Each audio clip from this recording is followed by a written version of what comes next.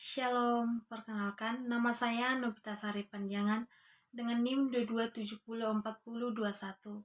Di dalam video ini, saya akan menjawab pertanyaan yang Encik berikan tentang mortalitas, fertilitas, migrasi, dan angka kematian ibu sebagai penilaian akhir semester mata kuliah dasar kependudukan. Soal yang pertama, jelaskan tentang mortalitas, angka kematian ibu, fertilitas, dan migrasi. Mortalitas adalah tingkat kematian rata-rata populasi di daerah wilayah tertentu. Secara sederhana, mortalitas adalah jumlah penyakit tertentu dan kematian alami.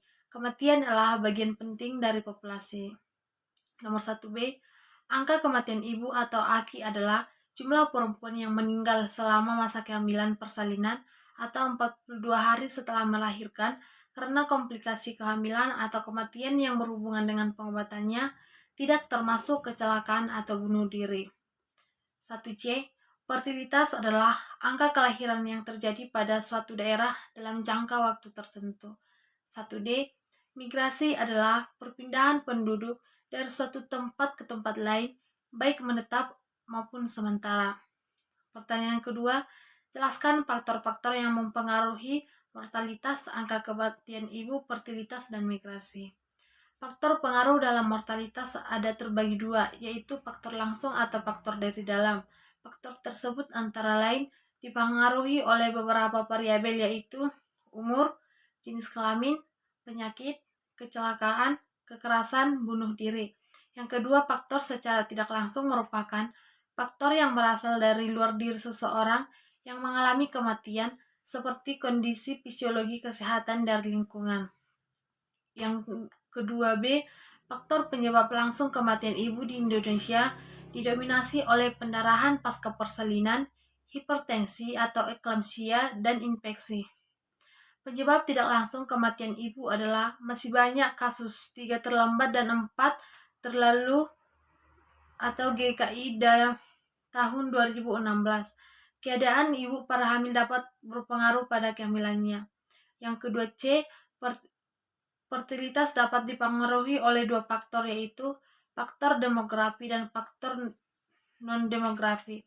Perkawinan pertama, faktor demografi antara lain usia, umur, atau jumlah persalinan yang pernah dialami saat perkawinan. Faktor yang mempengaruhi migrasi adalah pendapatan dan lapangan kerja yang rendah pada daerah asal. Pertanyaan yang ketiga, jelaskan tentang ukuran-ukuran mortalitas, fertilitas, migrasi, dan angka kematian ibu.